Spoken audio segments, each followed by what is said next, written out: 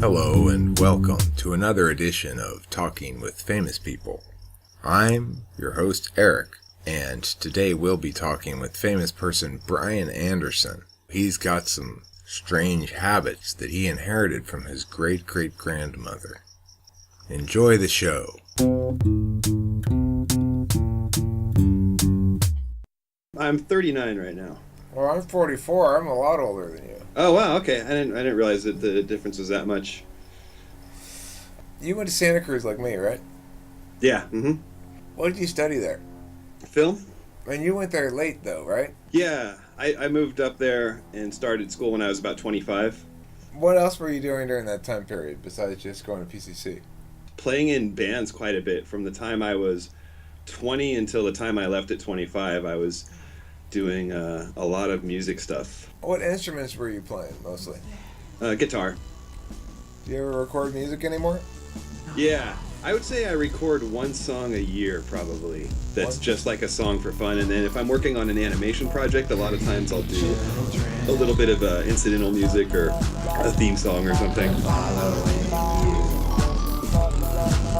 Creepy children, I'm following you over your shoulder. They're staring at you. Look out the window. They're smiling at you. Creepy children. This is called Interviews with Famous People, right? No, it's called Talking with Famous People. Okay. Yeah. It's getting increasingly produced. The first episode was just a joke of me making the Pucker Lemon Squeeze video. Yeah. The second episode was Shad, which was fairly, under-edited. It's a way to document your thoughts, you know? It's not like it's difficult to hit record and then lay all that stuff down, and then it's there, you know? Even if nothing happens with it now, and it seems maybe 100 years from now, someone is going to be digging that shit up, you know? That stuff will exist forever, probably. Maybe one of your descendants, like your great-great-grandchild, will be like, I want to find all out about Brian Anderson, my great-great-grandfather. Wouldn't it be cool if you could go back and see that about your great-great-grandfather? That'd be awesome. I've kind of thought about the posterity aspect, but I never really thought about the descendants aspect of it. Because I know if I could go and watch YouTube videos of my grandma or my great-grandma or going even further back to find out what they're like, I would be way into it. Great-grandma's like, well, we rode in the covered wagon today across the prairie.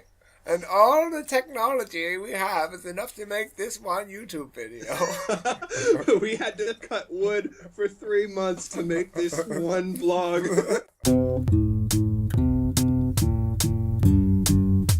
We have habits. Okay, one thing that I noticed that my dad does that I started doing is sitting with your hands behind your head, locked behind your head, kind of turning your hands into a headrest, you know? Uh-huh. Like he does that a lot. Or there's certain ways that he'll say a word that I'll catch myself repeating that tonality, or even certain guttural sounds that he'll make or that my mom will make that I catch myself repeating it on a subconscious level. And I started thinking, how many generations back do these little tics go, you know? Because that's the stuff that you inherit without really thinking about it. I could have an ancestor from 1,000 years ago that does that same sound, or that puts their hands behind their head in that same way. And then I think I kind of subconsciously absorbed that, or maybe it's even a genetic thing. Who knows? But you know what? I don't think a lot of those tics would survive if one actually had an automatic archiving machine, a little floating ball that followed you around and filmed you all the time. That's in our future, probably. But when that happens, I think those sort of tics, unconscious verbal habits that are annoying when listened back to, because when I go back and edit audio, of course, I got to take all that shit out, right? You hear it yourself doing it, and you tend to put a stop to it a little bit. When did you start this cartoon you make that's on YouTube? 2010. You have individual episodes that are scripted, right? Yeah. Mm-hmm. Did you go into it with a big picture story, or just building it one episode at a time? I started one episode at a time. I think the big picture story started to come in about 2 or 3 episodes, and I was originally resistant to that. I kind of just wanted to do like a simple parody thing. Like, the cartoon is basically a Transformers parody. What do they have for hobbies? Stuff like that. I also wanted to kind of make fun of the Michael Bay Transformers movies. Movies are supposed to be about illusion and storytelling and not precision realism stuff. And I can see why they would want to like wank off with that technology, the ability to do that. But anyway, I just kind of wanted to make fun of that. So you began this project with a partner, right? I kind of started it on my own, and then before too long, my friend Greg, he started helping me out a lot on the background art and just kind of doing yay or nay stuff on story ideas. And he came up with the idea and pretty much did most of the creation work on Gamebot, which is one of our favorite characters. You